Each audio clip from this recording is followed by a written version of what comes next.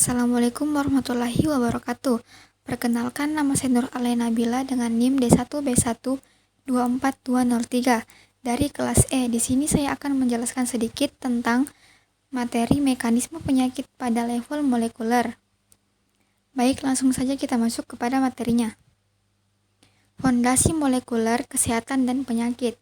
Kesehatan seluler. Kesehatan kita berawal dari sel yang berfungsi optimal. Setiap sel menjalankan tugasnya dengan presisi berkat instruksi genetik. Selanjutnya, penyakit dimulai. Gangguan pada instruksi ini dapat merusak fungsi sel. Ini menjadi akar dari berbagai kondisi penyakit yang kita kenal. Selanjutnya ada mutasi genetik. Yang pertama yaitu definisi mutasi. Mutasi adalah perubahan permanen pada urutan basa atau nukleotida dalam DNA suatu organisme.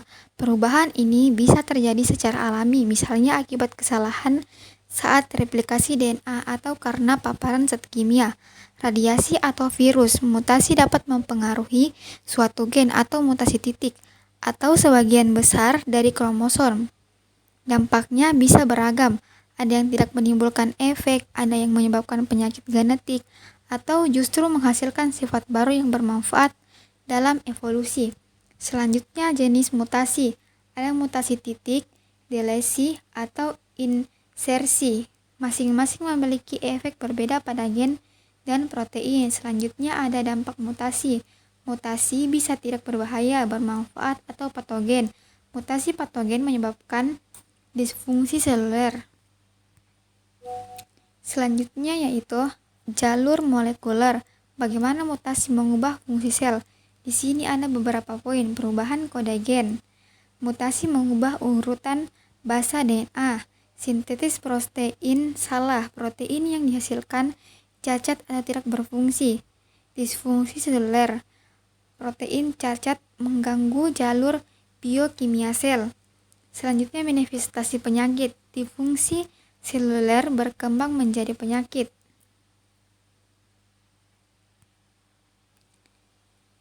Selanjutnya ada studi kasus 1, penyakit genetik monogenik. Contohnya anemia sel sabit. Mutasi titik tunggal. Anemia sel sabit disebabkan oleh mutasi titik tunggal. Perubahan 1 basa pada gen hemoglobin. Selanjutnya hemoglobin cacat. Ini menyebabkan produksi hemoglobin S abnormal, sel darah merah menjadi terbentuk sabit. Selanjutnya komplikasi kesehatan. Sel sabit menghambat aliran darah, menyebabkan nyeri, kerusakan organ, serta anemia. Selanjutnya ada studi kasus 2. Kontribusi mutasi dalam penyakit kompleks, contohnya kanker. Kerusakan DNA, paparan karsinogen, atau kesalahan replikasi DNA. Mutasi gen pendorong, mutasi pada onokogen atau gen penekan tumor. Pembentukan tumor, akumulasi sel membentuk massa abnormal. Selanjutnya pertumbuhan sel tak terkendali, sel mulai membelah tanpa henti. Selanjutnya ada diagnosis molekuler. Teknologi untuk mengidentifikasi mutasi. Sekuensi DNA. Membaca urutan DNA untuk mendeteksi mutasi.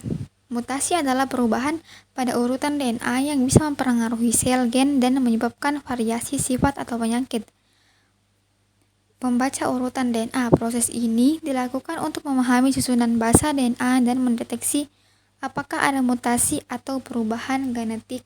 Yang kedua ada array gen, menganalisis ekspresi ribuan gen sekaligus.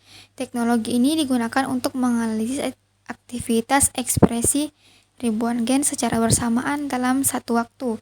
Selanjutnya ada PCR atau polymerase chain reaction. Adalah teknik untuk memperbanyak segmen kecil DNA sehingga bisa dipelajari atau diuji lebih lanjut di laboratorium, atau memperkuat segmen DNA kecil untuk analisis. Selanjutnya ada pendekatan terapeutik, mengatasi penyakit dari tingkat molekuler, seperti terapi bertarget. Obat dirancang untuk memblokir protein muatan tertentu. Yang kedua, terapi gen, memperbaiki atau mengganti gen yang rusak. Yang ketiga ada imunoterapi, meningkatkan respon imun tubuh melawan sel sakit. Dan dapat disimpulkan bahwa bioteknologi memainkan peran penting dalam meningkatkan kualitas hidup manusia melalui pengembangan rekayasa genetika yang memungkinkan memodifikasi organisme dengan presisi tinggi untuk menghasilkan produk yang diinginkan.